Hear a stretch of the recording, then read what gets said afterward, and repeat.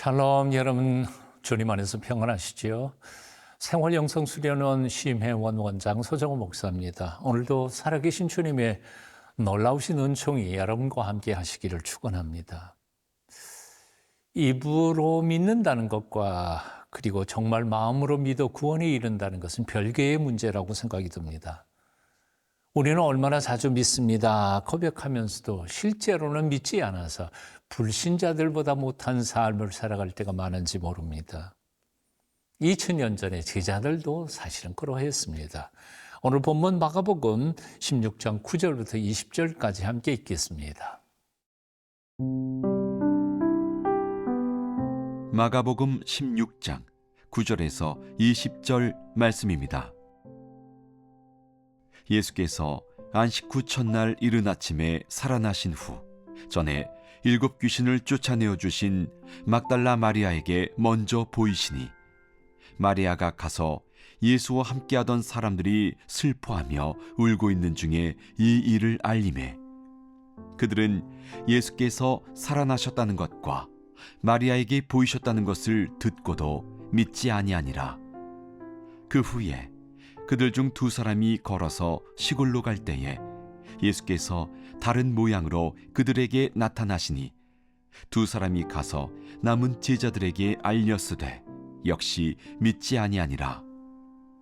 그 후에 11 제자가 음식 먹을 때에 예수께서 그들에게 나타나사 그들의 믿음 없는 것과 마음이 완악한 것을 꾸짖으시니 이는 자기가 살아난 것을 본 자들의 말을 믿지 아니함일러라.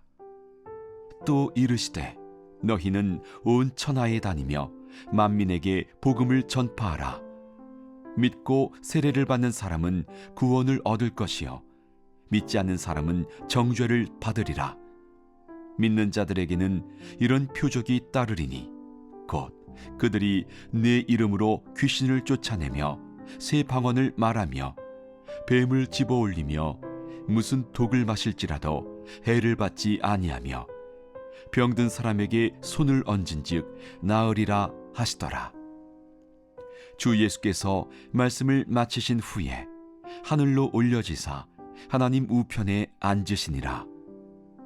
제자들이 나가 두루 전파할세 주께서 함께 역사하사 그 따르는 표적으로 말씀을 확실히 증언하시니라.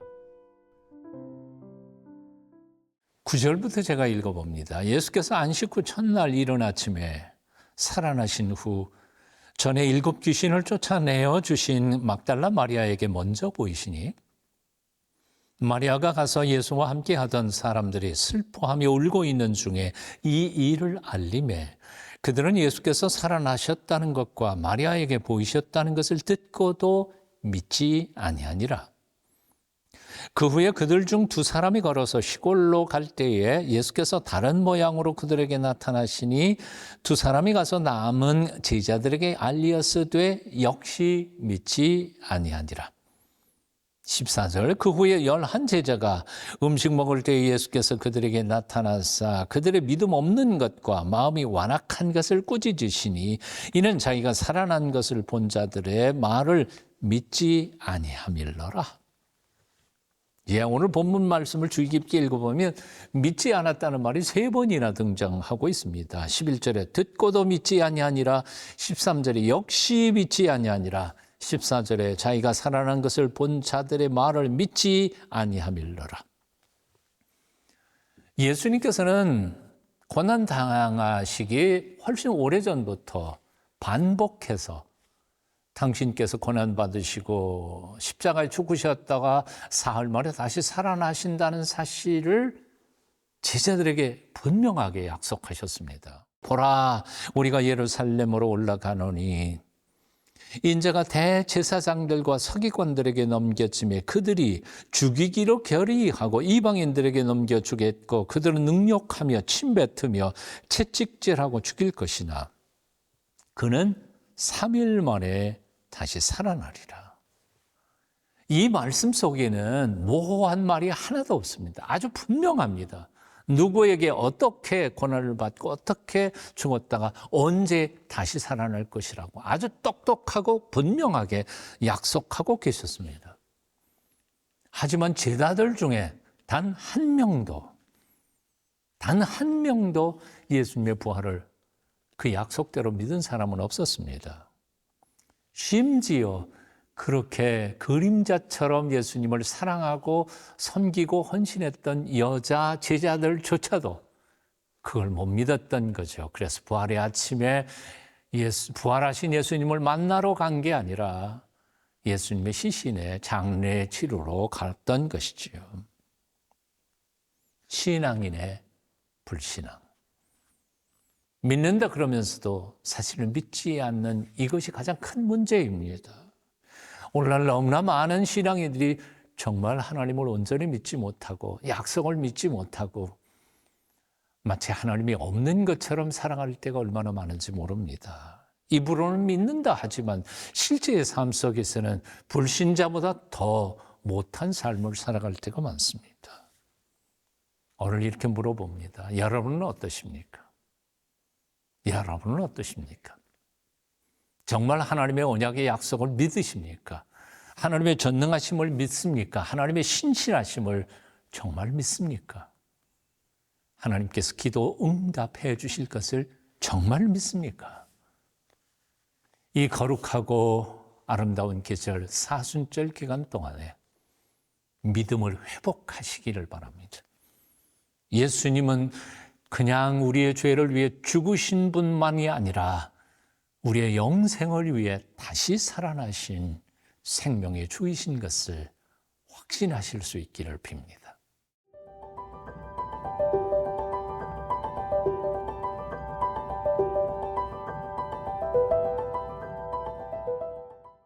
하나님이 왜 사람이 되어 죽으러 오셨습니까? 당신의 피조물인 인생들이 죄 가운데 매여서 사는 것을 불쌍히 여겨보시고 그들을 죄와 사망에서 해방시키기 위하여 당신이 친히 속죄의 제물이 되어 사람이 되어 죽으러 오신 것이죠.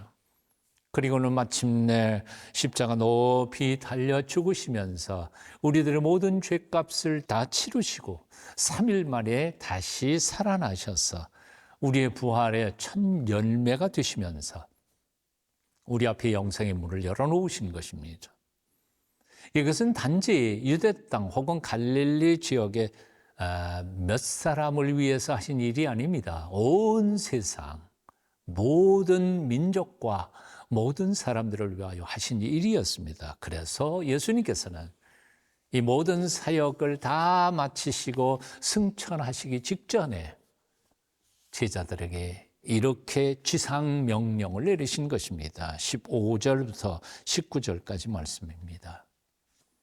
또 이르시되 너희는 온 천하에 다니며 만민에게 복음을 전파하라. 믿고 세례를 받는 사람은 구원을 얻을 것이요 믿지 않는 사람은 정죄를 받으리라. 믿는 자들에게는 이런 표적이 따르리니 곧 그들이 내 이름으로 귀신을 쫓아내며 새 방언을 말하며 뱀을 집어올리며 무슨 독을 마실지라도 해를 받지 아니하며 병든 사람에게 손을 얹은즉 나으리라 하시더라. 주 예수께서 말씀을 마치신 후에 하늘로 올려지사 하나님 우편에 앉으시니라. 이제는 제자들이 움직여야 할 때입니다.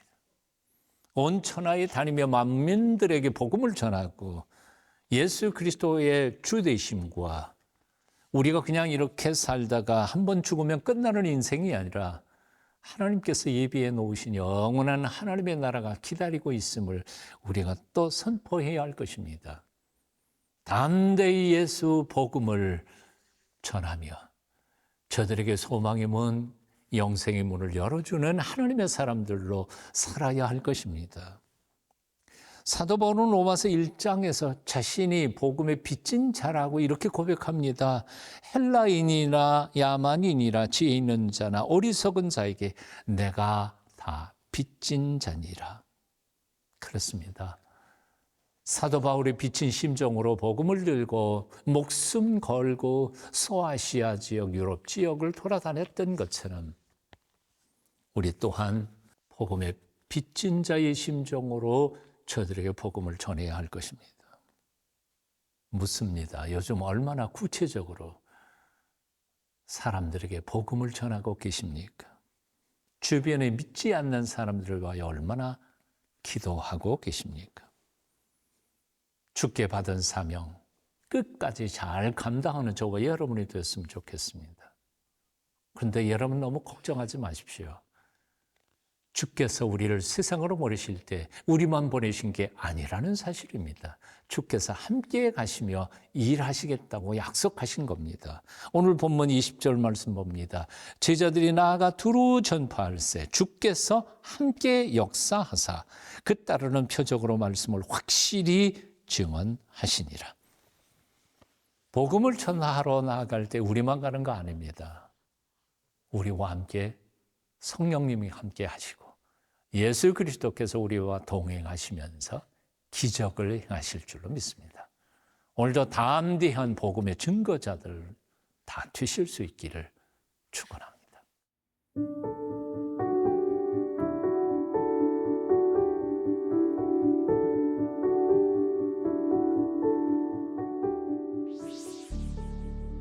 살아계신 주 예수님, 믿는다 하면서도 실제로는 불신앙의 삶을 살지 않도록 우리에게 믿음을 주시옵소서. 믿는다 하면서도 주께서 명령하신 전도의 지상 명령을 실천하지 않는 불충한 신앙생활을 청산하게 하시고 나를 통해서 누군가는 구원을 받는 삶을 살게 도와주시옵소서. 예수님 이름으로 기도합니다. 아멘.